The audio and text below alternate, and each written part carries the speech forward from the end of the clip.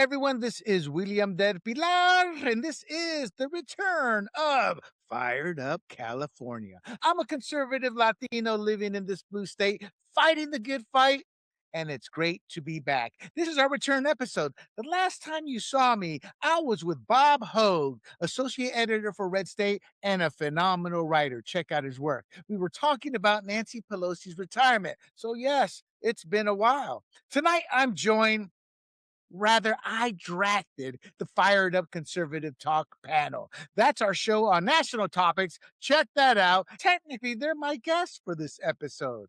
For all of you out there, all three of us have served or are serving as elected politicians. So you're going to get some real grassroots activist perspective from an elected individual. We are activists who've actually been in that arena, battling the establishment. Let me tell you, at times we fight Republicans because we believe in conservative values, not rhino values. And that's the perspective we bring you, a working class conservative movement value system. Tonight, we got a hell of a show, I believe, the so-called billionaire tax. I've been dying to talk about that. I think it's actually really a legal grab at the wealth and assets of billionaires framed as class warfare. Spoiler alert, people, they're leaving. That means we're the ones left to be looted. Then there's a mileage tax and what it really means for every driver in this state, especially the working class folks who live a county away from their jobs because our politicians have made the coast unaffordable. So look for some strong takes with some hard and ugly truths. So let's get into it. Let me bring the panel in. Let me bring in the G-Man. I'm here. And let me bring in the beautiful Ms. Kate Jackson. That is Annette Ross. So for another podcast, if y'all are wondering, we call it the Red, White, and Rude, where I deal with culture. The Charlie's Angels, Annette and G. Maybe G's a little bit younger, but they got together for the 50th year of Charlie's Angels. Now, Annette, you were a little girl when that came out. Yes. What were your thoughts as a young girl to see three strong women who weren't waiting for the man to save them? I thought they were totally cool. I was inspired. I did. I thought they No, I knew you were going to say that. and I was always trying to figure out which one I felt like I aligned with the most. And who did you see in your eyes that you aligned with? Let me guess, Jackson Smith. Yes. You were right. You guessed right. You guessed right. Because I couldn't see myself as a Farrah Fawcett. No. So you guessed right. Good job, William. Let me guess, you like the elegance of Jacqueline Smith. That's how you saw yourself. I thought she was sophisticated. Yeah. Yes, that's a perfect word. Sophisticated. What about you, G? Who did you go to your room and fantasize about? Oh, gee. I was No. 4 years old, and I think it was Kojak. And I wondered how someone could have such a shiny head. It was the lollipop. We are dating ourselves. Yes. I was a fan of Kate Jackson because I loved how smart she was. But as a Latino, even at that age, she was just too skinny for me. So Yeah. actually, and y'all don't like me talking about this, go jump in the lake. I was a kid. Figuratively speaking, I fell in love with Cheryl Ladd after she replaced Farrah Fawcett. Wow. I mean, the common theme, va va va boom, when she came on the scene. So I saw a picture, people, of Annette and that AI had done and had made her look younger. I didn't ask AI to do it. It just did that. Younger. Younger. What are we talking? This is, come on, William. No. What I meant, yeah. Where do you go right now? You are still a beautiful woman, so don't even go down that road. I think the Kate Jackson, I liked her no nonsense, right? Yes. No nonsense angel. And for the record, on your sophisticated comment, if I remember correctly, they all did TV movies, but Yeah. Jacqueline Smith did those elegant where she played a high socialite a lot of times in the movies because she was just beautiful. I mean, She said, yeah. she was just beautiful. Cheryl Ladd did a lot of TV movies. Kate Jackson went on to do something in The Scarecrow, like Mrs. King and The Scarecrow, something like that, with Bruce Boxleitner, the ex Melissa Gilbert of Little House on the Prairie fame. I never watched the show, so I don't know why I remember that tidbit. We're really digressing here, but Melissa Gilbert is not having the time of her life at the moment. So Timothy Busfield. Well, actually, we can't. We're on the wrong show to talk about that. But in Right. his defense, things are turning bad for the parents of the two kids who seem to okay, be con interesting. artists and I hadn't grifters. heard that. All right, that's Oh pretty yeah, oh yeah, yeah. It's not looking good for them. Gee, do you feel left out of here? the old folks are talking. I never watched Charlie's Angels, so sorry. Knight Rider is the first non-cartoon thing I started watching. Night Oh, Ride. oh, come on. All right, all right. So I got to give my racist question here. Are you telling me in India they did not have Charlie's Angels? No, they didn't. In Mm. many ways, women's rights are so bad out there. I think it's better now, but back then, yeah, you wouldn't be a undercover agent as a woman, Oh, really or at interesting. least not even a show like that. That's Well, interesting. I got to correct you, G. As a connoisseur of Indian movies, I see quite a few of them pushing the female cops. A lot of series, a lot of Oh movies. yeah, yeah, yeah. I mean, nowadays, I'm talking in 70s, 80s, but yeah, Oh nowadays, yeah, yeah, yeah, yeah. I mean, absolutely. even nowadays, they are really. And I don't know if you watch any of the movies recommended, but even nowadays, the women are more PG rated in terms when you compare them to American women and how they're shown. Very PG rated still. Which I would I appreciate actually. I don't mind it honestly. To the men out there, the sensuality of your imagination is much better than just a thong. Let's just leave it at that. It The mind is a much more powerful tool when you allow it to simmer and stew. I think being suggestive is always the way to go. All righty. Okay, so let's Okay. get into it. We have a tight show tonight. Well, We are going to talk about the billionaire tax and the mileage tax. Now, I'm going to be doing a fired up California podcast where I'm going to go deep into the weeds because the billionaire tax is very complicated with all the tax issues dealing with it. And the gas mileage tax, it's very fascinating, but I didn't want to bog this episode down getting into the weeds. So I wanted to be kind of general about it. So, first up is going to be the California's billionaire tax.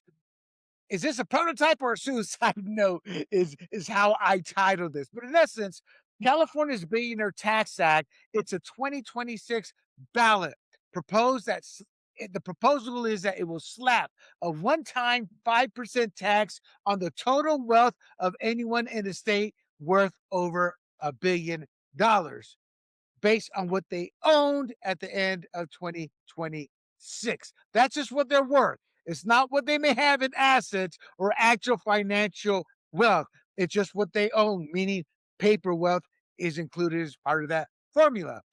So it doesn't just tax income, it goes after everything from the company, stock and private businesses to art and even intellectual property, and they're using aggressive formulas to maximize the payouts here.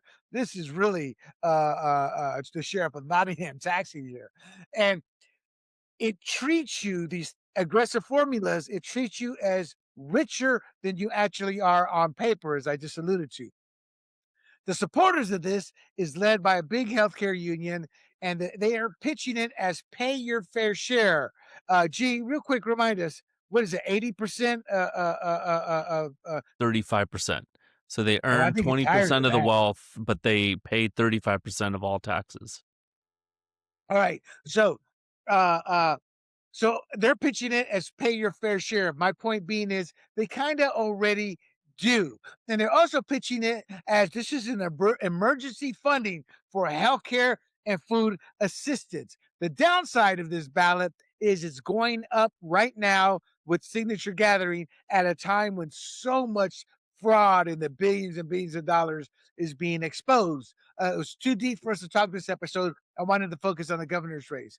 But opponents and literally every legitimate authority is saying it's a wealth and asset grab designed so that some founders would owe more than their entire stake is worth. So theoretically, you could owe $200 for something that in total is worth $100, to put it in layman terms. And it could force fire sales. It's already created exiting from the state in terms of billionaires leaving, and the long term damage is right now incalculable to California's economy and tax base, with the only thing that we know for a fact, because history has shown this, is eventually you may start with the billionaires, but you work your way down to the working class. So how does this tax actually work, and why does it feel like it's taking everything? Well, the state takes a snapshot of the billionaire's wealth. So they're going to look at G stock portfolio, boom, take a snapshot. At the end of 2026, that's what they did. And they're going to send a bill for 5% of that pile, not 5% of their income, but 5% of everything they own above $1 billion. So that includes your house, any art you have, any intellectual property, and any stock you own, including shares that allow you to vote. So you could literally own 10% of the company, but on paper, it's seen as 60% because of the voting power of the stock. And so they look at it as we're going to tax 60%. You have this confused look, but that's the whole reason. It's a I'm very totally confusing issue. confused. Yeah. In essence, they are going to tax you. So, for example, the average American may have $10,000 in the bank, but they may be worth $710,000 because they outright own their home. They're getting taxed on 710,000, not in the 10,000 they actually earn. Does that make sense from that perspective, Annette? Jeez, yeah, that's awful. That's what they're doing. So they say that was maybe not the best example, because they say your house and retirement accounts are safe, but everything else is on the table. Your business is on the table, what it's worth, your company stock, your art, patents, trademarks, even part of what you put into trust. You see, Annette, they're creating these formulas to figure out what that's worth so they can tax it. So if you're a founder with special voting power in your company, which most founders are, meaning they give out a lot of stocks, but they still keep a lot of voting power, they're looking at that voting power, and let's say that voting power gives you 60% control. Well, if you have 60% control, but you really only own 10% of the company, but you have 60% control in the decision making, they're going to tax you as if you own 60% of the company. That's how California is doing it. Like I said, it can be Oh, confusing. this is passed already? No, they're gathering signatures to put it on the ballot. Okay. She's Annette's like thinking, oh my God, me and Bill are screwed. No, no, no, no, no, no, no, no. I was not thinking that. So, No. so in essence, if someone really owns 10% of their company but control 60% of the votes, you can get taxed as if you own 60%. That's absurd. Now, if your company is losing money, the law pretends your profit is zero instead of negative. So you get treated like you're doing fine, and you're taxed like a winner even while you're bleeding cash. So there is no negative, meaning if you're losing money, they don't view it as like zero. You're breaking even. That's how they view it. So when you stack that wealth tax on top of capital gains taxes, you'd pay just to sell enough shares to cover the bill. Some founders end up owing a third, half, or even more than the entire value of their company to pay this tax off. So a billionaire could be sent to the poorhouse within a couple years, realistically speaking. And the people who are putting this on the bill know this, and they don't care. So when a so-called 5% billionaire tax is set up, some people have to sell more than their whole stake just to pay it. Is that really a tax? Or is it the government quietly testing how much confiscation voters will tolerate? Right now, in essence, it's the rich pay your fair share. So the average working class at their 8th grade graduation level can go, yeah, yeah, not realizing this isn't really a tax, but a test for the government to see how much of what you own they can take. Isn't that what we're seeing here, G? Absolutely. If you look at the 1920s and then again in the 1950s and 60s, the Leninists and the Maoists took 100%.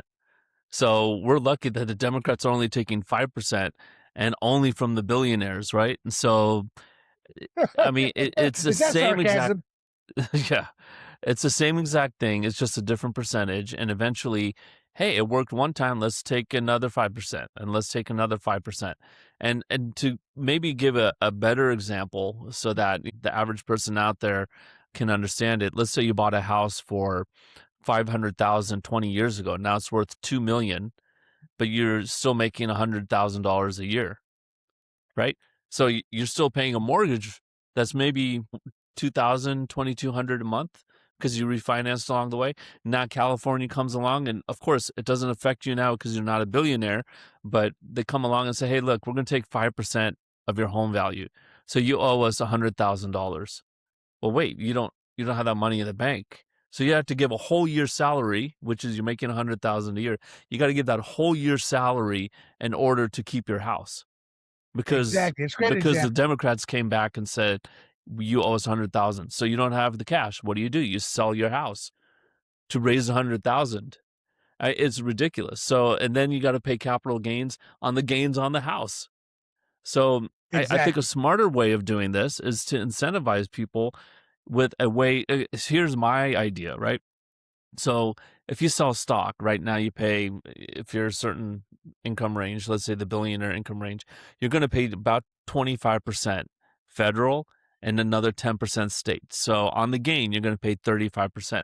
Why not say, okay, well, if you want to, without selling your stock, if you want to update your cost basis so you have less profit, we'll let you pay 5% tax on however much you want, and it's totally voluntary, but you go ahead and do this and you'll save money in the future, right? You'll save money in taxes in the future. So now I have the choice to go, okay, I can either pay 5% now on my gains, or, and this is to the state, 5% now, or I can pay 10% later when I sell. I think I'll take that deal. I'll pay 5% now, hold on to my stock, I don't sell anything, and then I won't owe as much later, right? And then the state gets money up front. So that's a way to incentivize people to make their own decisions and keep their private property in their hands. But this is a money grab. So This is an asset grab. It's not just asset grab. money, it's an Yes, right. asset grab too. So if you watch Bernie Sanders, the millionaires and the billionaires, I don't know why he does this. It's like Frankenstein movie. The millionaires and the billionaires. He never says the millionaires anymore. He just goes, the billionaires. We're going to go after the billionaires. Why? Because he's a millionaire now. So he's like, don't come after me. I'm fighting for Okay. you. I just want to come after the billionaires. And so what are they going to do? Look at what Hochul in New York is saying. What was it, 4 years ago? If you don't want to pay our taxes, move to Florida. Well, what happened? They all moved to Florida. And she's like, well, you guys want to move back? I mean, we can't tax you anymore. And Yeah, that's and we're what's gonna going get to to happen that. here. That's a great Yeah. point because I got a whole bunch of big names that people are gonna be shocked at. So, Annette, at what point do Californians wake up and realize the caste system or class warfare, as it's known, will these politicians will eventually come after them, meaning You right. us.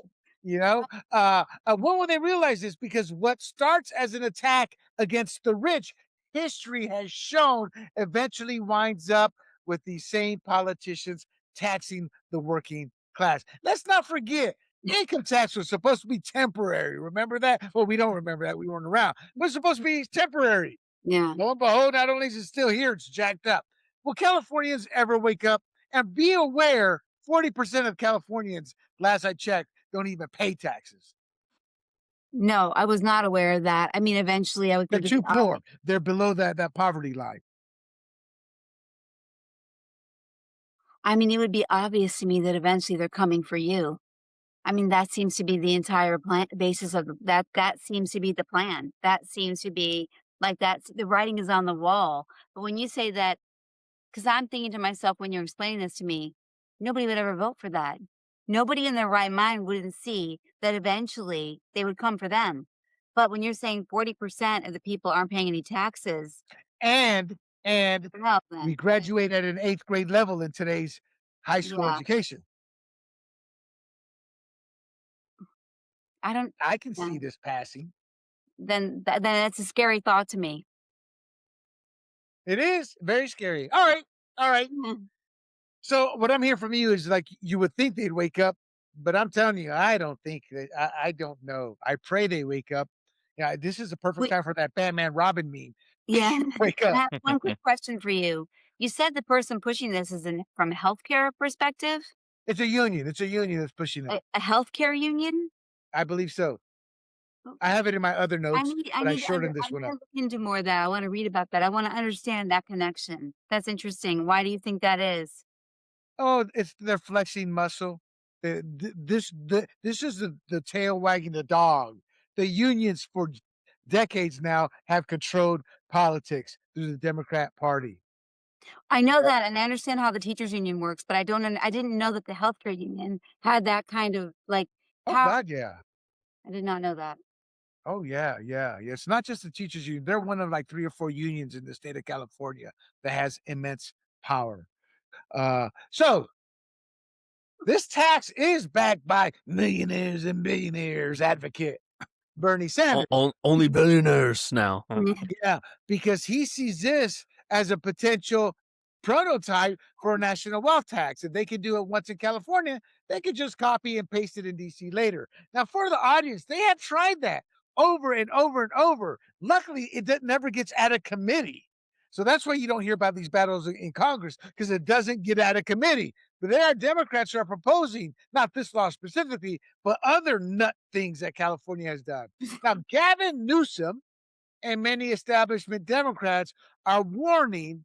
They're saying it could put state finances in crisis. No, it will, and they know this. You drive the billionaires out and the headquarters out, and you undercut California's reputation as an innovation hub, which I think that ship sailed a while ago. Even as the left sells it as a moral crusade, it's going to create dilemmas beyond imagination. Yeah. Billionaires and founders aren't waiting around. High profile names have already moved residency or major assets out of the state, and they're pouring tens of millions into counter ballot measures to limit these taxes. Larry Page and Sergey Brin of what fame, G? Google. That's right. Peter Thiel, who backs JD Vance of PayPal and Palantir fame. Yeah. Don Hankey of the Hankey Group. Travis Kalanick of Uber and Cloud Kitchen, Steven Spielberg, DreamWorks, Mark Zuckerberg, Meta, and even David Sachs, who was Trump's AR czar until recently. They've all left. Now, the irony about some of these billionaires, they helped create the state we're in right now. Mark Zuckerberg, I have never seen, he's the one I loathe the most. Because he's like, what do they call those things that measure the wind? On cars. A wind vane, I think. Yeah, the wind vane. He just goes out, the wind vane blows. But that's Exodus is going to impact directly this current race. Chad Bianco, Steve Hilton can hammer this as a job killer. And the only Democrats kind of semi-agreeing, saying we got to be careful here, is Matt Mahan, who's trying to thread the needle, the mayor of San Jose, I believe. But he can't even get any traction. Now, down ballot, this becomes a litmus test. Candidates are going to be forced to choose between Sanders' wings tax the rich message, knowing the truth of what will happen in California, or going to have to align with gruesome Newsom's wings fear of killing the golden goose that funds the programs and campaigns. So strategists are warning that if billionaire wealth and businesses keep leaving, the state blows a hole in its future tax base and the $1 to $3 trillion pension funds they've got to keep feeding. Most people don't realize a lot of these tax increases go for those pensions, not to fix the potholes they claim. So, and if the billionaires leave, it's going to be the upper middle class and the working class who can't really afford to leave the state because they're tied into the home. They're tied to California, who are going to have to foot the bill. Now, venture capitalist Chamath Palihapitiya, is that how you pronounce it, G? Different I'm part of messing with India. you. I'm messing with you. He's not from India, so I thought he was. different part. Yeah. So he used to own a piece of the Golden State Warriors, and he's a multi-billionaire, done very well. So he is saying that California had roughly 2 trillion in billionaire wealth on the books before this tax push. About half of it for sure, he's calculated, is gone. So about 1 trillion in wealth, taxes, programs, jobs, everything. 1 trillion and rising has already left the state. That's already a big gap. That's already a massive hole. I mean, that hole is bigger than any blonde bimbo that the Democrat runs as a candidate. So, if this tax chases has already chased 1 trillion in billionaire wealth out of California, who do we think Sacramento comes for next when the bills are due? And how long before the working and middle class become the new rich that they're going to squeeze to keep the lights on? We know the answer. I'm being a bit rhetorical, but what are your thoughts with my belief in this question I'm posing? That's really not a question. That they're going to come after us. I mean, how quick does that happen? 1 trillion's gone already in wealth and taxes and assets and jobs. Gee, Yeah, I mean, just think about you're earning 100,000 and you're spending 110,000. What's your natural inclination? It's maybe we should cut back on our spending, not eat out as much, tighten the belt, right? It's not oh go to your yeah, boss and say, you owe me another 20,000 because I can't pay my bills. You have to pay my bills for me. And I'll put in the same amount of work, or even if you promise to work harder, you probably still won't earn it. But that's what's happening here. Instead of the Democrats saying, let's clamp down on the fraud, well, I'll say Governor Newsom now is coming out on Twitter saying, I'll cut down on the fraud after Nick Shirley caught yeah, him and exposed it. So thank God for Nick Shirley, not necessarily Gavin Newsom. But let's stop the fraud. Let's stop the fraud, cut down our expenses, and solve the issue that way, and make better policies regarding healthcare and emergency room visits. I think that should be limited to. You don't me. have to prove your ability to pay, but that should be limited to citizens and legal residents, right? And there are too many people crossing the border to get a $10,000 procedure and then go right back across the border, and we're Right, stuck right. But with the bill. gee, hold Yeah, on here. I yeah, get you. yep. How quick though before they go after the working class and middle class and Oh, upper with almost this? immediately if they can, but I don't think this is going to pass the muster, right?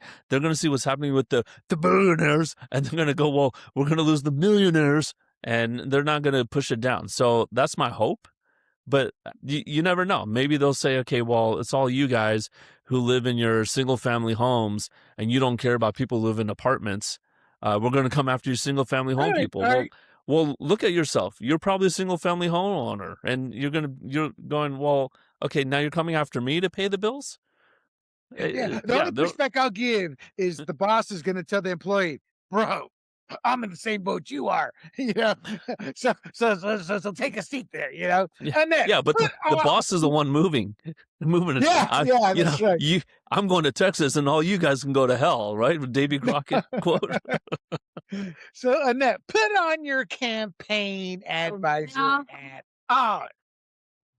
How do Republicans frame this battle in their favor without looking like they're defending the billionaires, but bring the realistic truth to the people? How would you tell Chad Bianco? How would you tell Steve Purple Hilton to frame this? How would you tell Katie Porter to frame this? I think even instead of focusing on the fact that I think it would be, like G said, not very long before they would come for you. I think I can't even imagine the state losing that influx of commerce, that the money influx to them, and what it would be like to live in the state of California if they were having these, like, if they were severely restricted with like their tax, getting their tax base to them. I think that I think it would be a horrible, horrible place to be living. And actually, that's what I would be the most worried about. If I was trying to tell someone what to focus on, like, imagine they would, because what I've learned about people, and this is a sad thing to learn about people, they're gonna still give themselves the money, but they'll let other things suffer. So more things will suffer. The education will suffer more. The care to, like, at hospitals will suffer more. And all of the things that government does give and should be the roads and they should, and the ways they should be taking care of the people, they won't be doing that. Because at the end of the day, they're gonna give themselves whatever money is there before they're ever gonna dole it out for the goods and services that the people are living in the state of California. And that's a problem when stupid people get elected. Because I'm sorry, the nonsense we get out of these elected officials is nothing but greed, corruption, and they want their piece of the pie, and they don't care who they burn? First. That's a tough question because it's a tough angle, but I think there's a way to figure it out to get the public, except for the ones who don't pay taxes, because they're always going to vote for a tax increase. I've had people, former employees, to me, I can't work past this many hours because then that triggers I won't get this free money that I qualified for. So the poor will never vote for this. So the billionaire tax started as a slogan about 5% from a few hundred billionaires. But half of those few hundred billionaires have left the state. And the fine print reads like a blueprint for how far a desperate government will reach into private wealth. Think about that. This is a blueprint for the government taking your private wealth and assets. It's already driving some of the biggest taxpayers out, splitting Democrats between the Sanders camp and the Newsom camp, and turning the supposed Democrat coronation into a governor's race knife fight. So if voters sign off on this, they're not just taxing billionaires once, they're handing Sacramento a playbook for one-off raids on whatever pool of money they target next. And next, let me repeat, and quote, next, unquote, is us, the working class. When those billionaires and their companies are gone, the math doesn't stop, people. No. It just shifts the burden onto the people who couldn't afford to leave. The bottom line, you can cheer when the state comes for, quote, their, unquote, wealth today. But don't act surprised when that same playbook gets used on yours, i.e., you, tomorrow. All right, let's close this out with the California's mileage tax. We got the billionaire tax, and now the mileage tax. Tracking every mile you drive. Annette, forgive me, but I can see these bastards putting an actual tracking device on your wheelchair. That's how greedy these Democrats are. God, I say that in a half jest, but that's how greedy they are. You Yeah. know? So California politicians are moving toward a road charge or mileage tax instead of taxing gas. They want to charge you for every mile you drive. The pitch is simple. People are driving more electric and fuel efficient cars, so gas tax money is shrinking, and Sacramento needs a new way to fund roads and transit. That's a lie. They need a new way to generate more money to pay this pension debt they never talk about. That is a minimum 1 trillion in pension debt and possibly as high as 3 trillion. That's what all this really is for, a big chunk of it. But I digress. Under this system, it doesn't matter if you drive a Prius, a pickup, or a Tesla. If you use the road, you pay by the mile. They've already got pilot rates averaging around 3 cents per mile. Pilot programs that are testing this that are saying it's 3 cents per mile. And some people are actually saying it could be as high as 6 to 9 cents per mile. And you're thinking, oh, it's only 9 cents per mile? Yeah, you got that round trip, 35 miles one way, back, that's 60 miles every day. Think about it that way. So critics say that's a tracking tax that hits working class commuters, rural drivers. Did I say that right? Rural, Rural. rural drivers, and two-car families. Not to mention the kids who you have just given the car to because they're 16 and you don't have to deal with driving them anywhere. Now they're going to be going out Friday night, Saturday nights, and that's going to be killing you too. So they will be hit hardest on top of the highest gas tax already and car fees in the country. So how does this work? Okay, so the state has been running road charge pilot programs where drivers' mileage is tracked with odometer readings, plug-in devices, smartphone apps, or data from your car itself on the Tesla per mile fee that could replace or sit on top of the gas tax. Real quick, 10 seconds. Gee, is this going to replace the gas tax or just be added to the gas tax? Added. No, we'll have both, and they'll keep going up every year. Exactly. So a typical driver going 12 to 15,000 miles a year would pay roughly 360 to 900 in mileage fees. But people say a two-car family can end up at 4,000 plus a year in combined gas, car, and mileage taxes. That's two-car. Again, not accounting for your kids driving. I mean, that's just for the privilege to drive in California. You have to pay that. Now, the people who get squeezed first are long distance commuters. Again, I'm repeating myself, rural and ex-urban drivers, delivery workers, that pizza you just had delivered, jack up that price. That that that person that shops for your groceries and delivers them, jack up the price. That Uber, jack up the price. That Lyft, jack up the price. That guy in the military who owns a car says, I need some gas money and we'll all go out, jack up the price.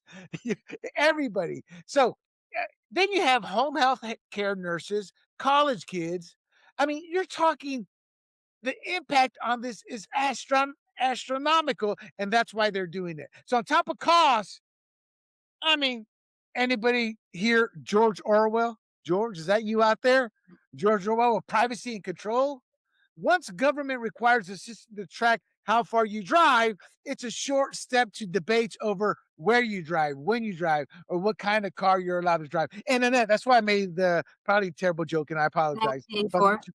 eventually, they're going to want to just start tracking us and maybe not tax us to I keep where. They already are. Look at how many cameras we have all over the I mean, they are tracking us for sure. And Yeah, look that's a good at point. That's how indirectly. That's what you call passive tracking. Yeah.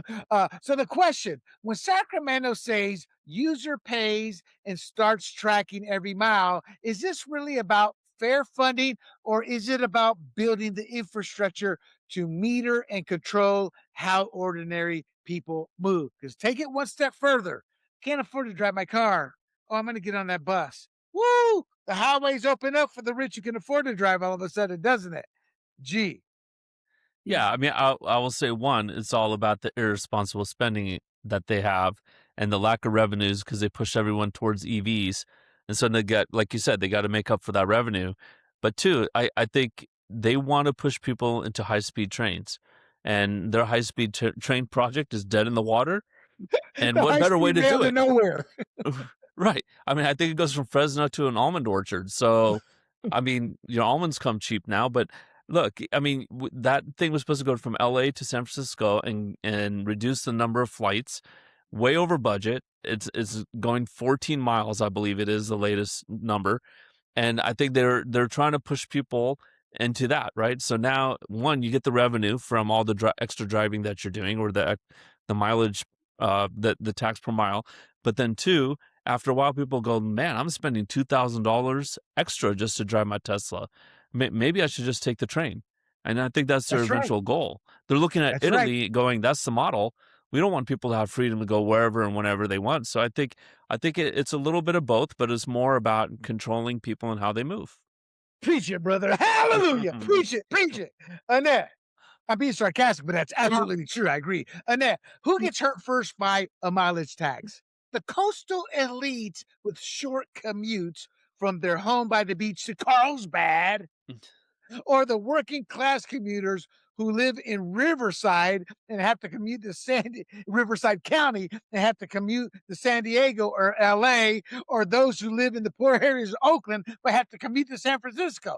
Who gets hurt first? I'm being sarcastic, of but it's course. a legit So question. no, it's the working class for sure, and what I can't believe is that I totally agree with you. What frightens me about it the most is the subjugation. It's where it's headed.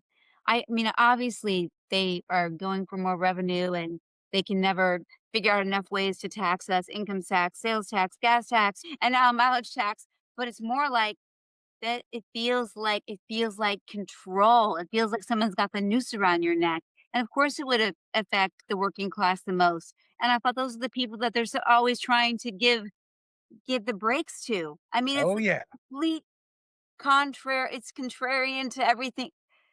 Anyway, I don't know how to even describe. It is like a 1984, uh, what do you call it? Those dystopian shows where all of a sudden you're like living in like a box and everything that you do is monitored. I mean, it's like a very scary thought that this would actually happen. And how do you enforce this on people coming from out of town? Someone coming from Phoenix, it's like Good question. you're like, Good question. yeah, like in Yuma, you're going to say, stop, Mhm. we got to install this thing and calculate every mile you drive. I mean, I think it's both of you terrible. guys, I think you're spot on, G-Man, and I think Sabrina Duncan there is spot on as well, AKA Kate Jackson, AKA Annette Ross. The lawmakers are pushing the mileage tax by saying the gas tax is dying. They're saying there's a projected 30 plus billion funding gap. Well, we just blew 24 billion. You know, that's one way to save money, as G you alluded to. But they're saying there's a 30 billion funding gap over the next 10 years because EVs are growing and regular gas cars, hybrids, they're just becoming more fuel efficient. So let's tie all this together. The governor's race, the billionaire tax. Sacramento is trying to jack up taxes on billionaires at the same time billionaires are moving out, taking 1 trillion in wealth with them so far. And once a high-end tax base shrinks, the pressure grows to squeeze whoever's left: drivers, homeowners, small businesses. Republicans in the governor's race are already tying the mileage tax to a bigger pattern. Newsom era Democrats driving away job creators, then circling back to tax us regular Joes. So the risk for Democrats is that, layered on top of the billionaire tax exodus and the cost of living crisis, a mileage tax becomes a perfect symbol of an out of touch political class that thinks every problem can be solved by taxing the movement. Prediction time, people. Voters already feel squeezed by housing, gas, and power bills. Does adding a per mile tax become the moment when even blue state drivers say, no mas, no mas? Or do Californians just quietly swallow another hit until there's no one left but the very rich and the very poor? This is the same question I've asked with the last topic, but it's a different subject here. Annette, I'm sorry, Sabrina Duncan, you have the floor. Well, I think that it's like the idea of the sheep, right? Where they just follow them off the cliff. I don't want I think that it is really hard to gauge what I think people will actually do, but I would want to believe that people will get to a point where they'll be strong enough to stand up for themselves, and they'll see that they have the power actually to do such a thing. Like, Yeah. no, but are we in such an this is my point, William, though.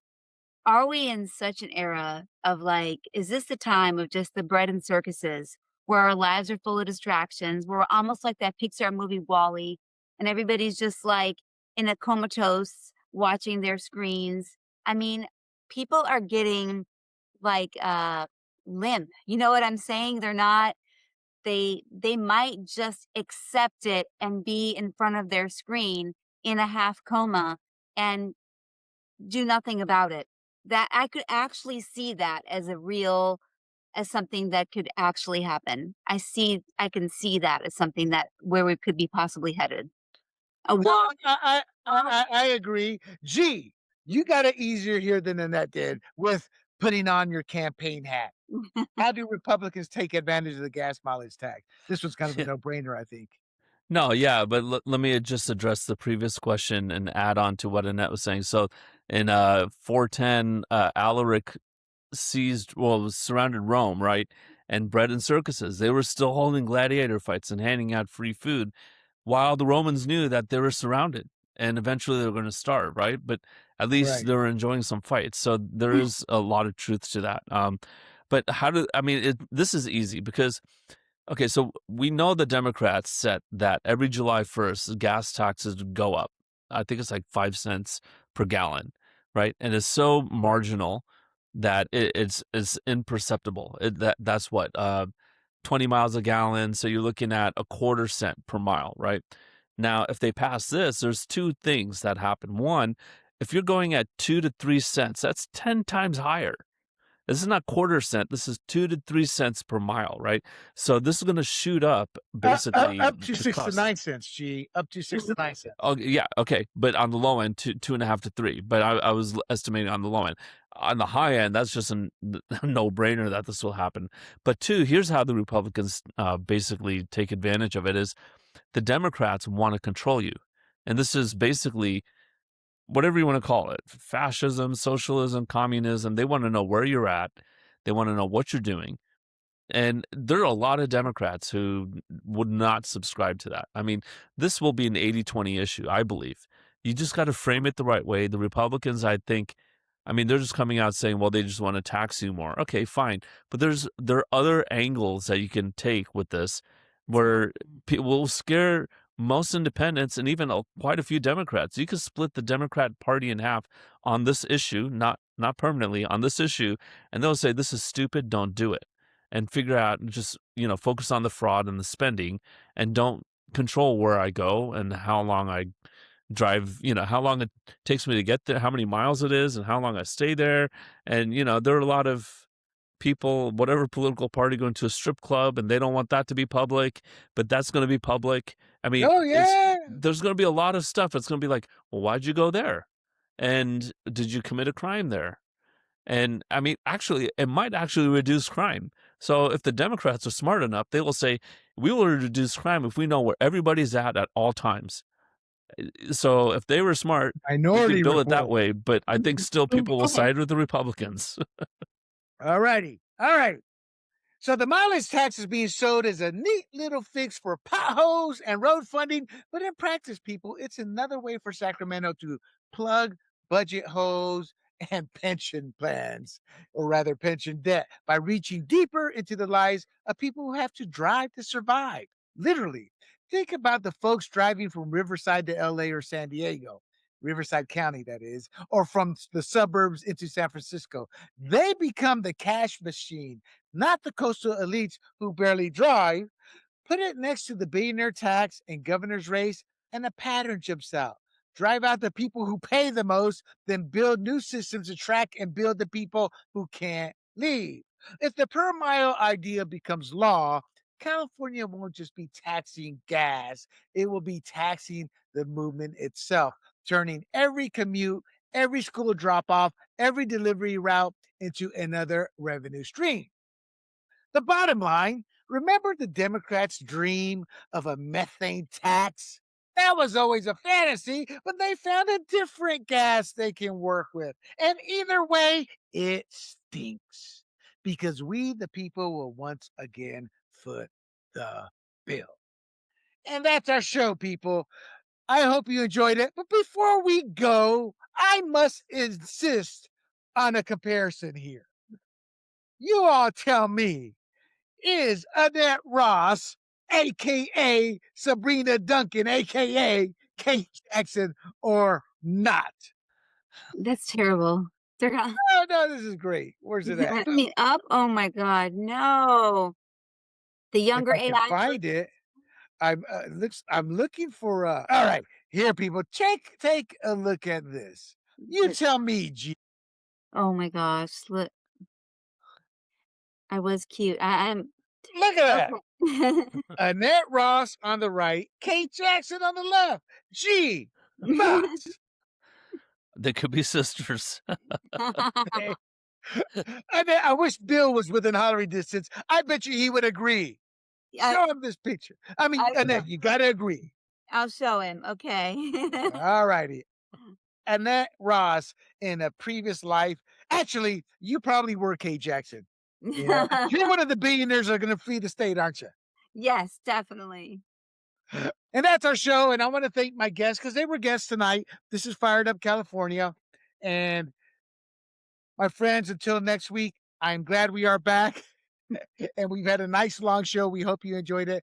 I'm glad for the G-Man and Miss Annette Ross. Until next time, stay safe and live your life fired up California style. Hey, everybody, this is William Del Pilar, founder of Grumblings Media, and I want to say thank you for watching our content. If you want to support our all-volunteer efforts at Grumblings Media, smash the subscribe button right here. 100% free, and please consume and share our great content. Click either one of these two boxes for more of our work.